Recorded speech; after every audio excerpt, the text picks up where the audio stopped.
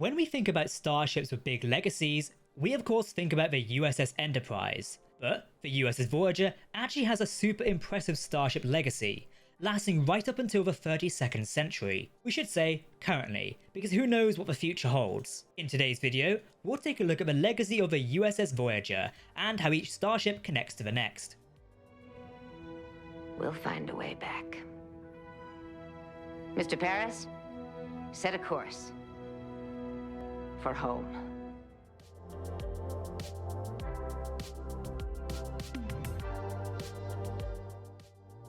Welcome to Trek Central. I'm your host Captain Jack, and let's get into it. Before we do warp into this video, if you want to keep up to date on all the latest Star Trek news, lore and more, then make sure to hit that subscribe button to never miss a video from the team here at Trek Central. You can also follow us on social media for daily updates on the Star Trek universe. But also, we've got a new frontier.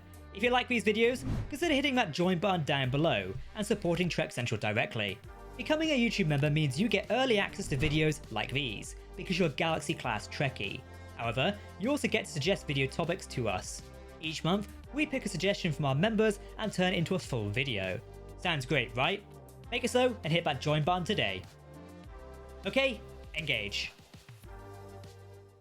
That's our ship. That's Voyager. Intrepid-class. Sustainable cruise velocity of warp factor 9.975. 15 decks. Crew complement of 141.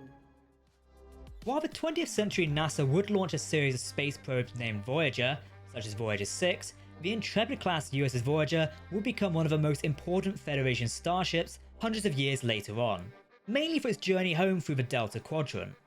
Voyager would be constructed at the Utopia Planitia Fleet Yards, which orbited the planet of Mars. The Starship would be launched from Earth Station McKinley on stardate 48038.5 in 2371. Newly promoted Captain Catherine Jamie would take command of the Starship, which had been fitted with the latest Federation technology, including bioneural circuitry, variable geometry warp nacelles, and of course an emergency medical holographic program.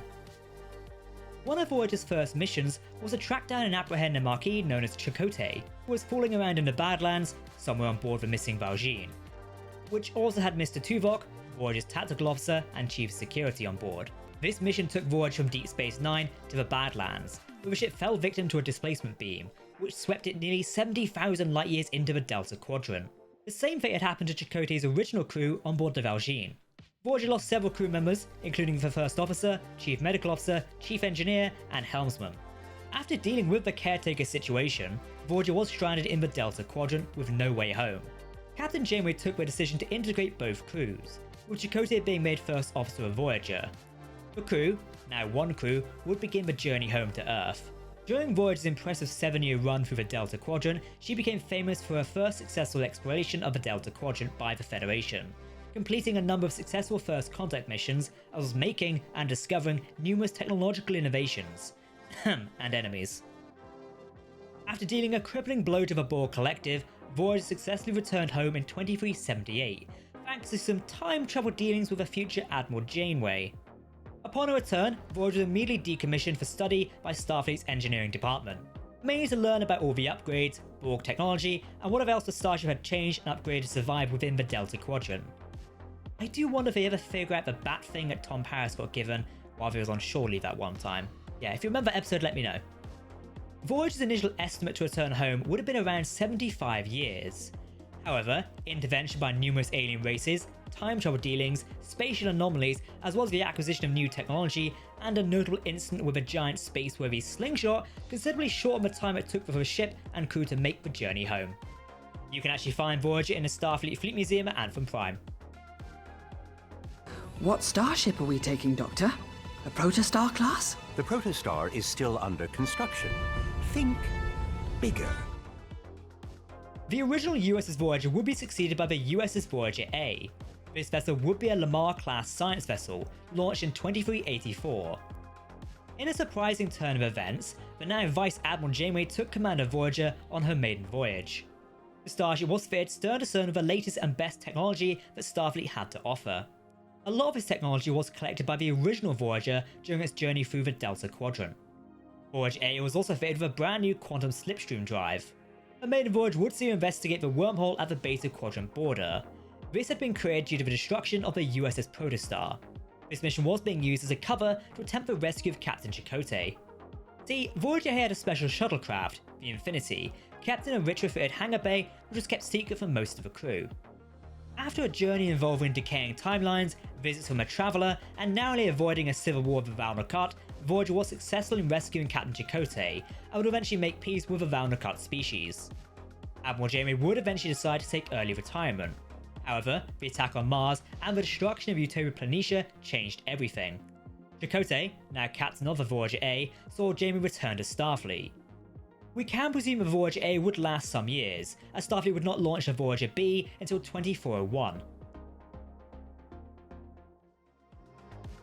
In the early 2400s, the USS Voyager-B was scheduled to be launched by Starfleet.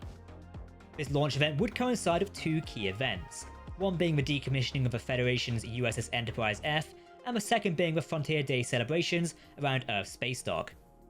The USS Voyager-B was designed as a Pathfinder-class long-range science vessel. Due to the events of Star Trek Picard Season 3, namely the Borg incursion into Starfleet and the complete mess of the fleet following the combat at Frontier Day, it is unknown what happened to the Voyager-B. We could presume the ship was perhaps delayed in its launch, mainly due to the chaos and damage to facilities when the Borg attempted their takeover. Or maybe, Starfleet decided to one-up themselves in regarding the decommissioning of the Enterprise F so damn early, they just took the Voyager out of the game before it was even launched. Hopefully not. Starfleet would recommission the USS Titan A to the USS Enterprise G in a year following a Borg attack, so we would presume the Voyager-B would have eventually launched. The ship most likely would be getting back to Starfleet's core mission of exploring the galaxy, seeking out new life, and going where no one has gone before. USS Voyager. Oh, Jay, that's 10 generations of evolution? 11. Love to hear those stories. The Intrepid-class USS Voyager-J was active and operated by Starfleet during the late 32nd century. This vessel marked the 11th Federation starship to bear the name Voyager, with the same registry. The Voyager-J was revealed to be at the Federation headquarters in 3189, when the time-displaced USS Discovery arrived to the location. Voyager would combat Minister Osira of the Emerald Chain along with a fleet of Federation naval vessels. The Voyager-J was in the process of being fitted with the Federation's new Pathway drive, when the brand new Archer space dock was unveiled by Federation President Lara Rillick. The Voyager-J would continue to serve Starfleet and the Federation within the 32nd century. It's safe to say that the legacy of the USS Voyager is a great one indeed. The ship's name has lasted at least until the 32nd century, with the legacy of Janeway's original USS Voyager being remembered through the history of Starfleet with their first contacts in the Delta Quadrant. Speaking of First Contact, if this is your first time, or even if it isn't watching one of our videos, make sure to keep up to date with the latest Star Trek news, lore, and more. Then make sure to hit that subscribe button to never miss a video from the team here at Trek Central. You can also follow us on social media or join our community Discord server. For now, I've been Captain Jack, thanks for watching, and we'll see you next time. Live long and prosper, my friends. Goodbye.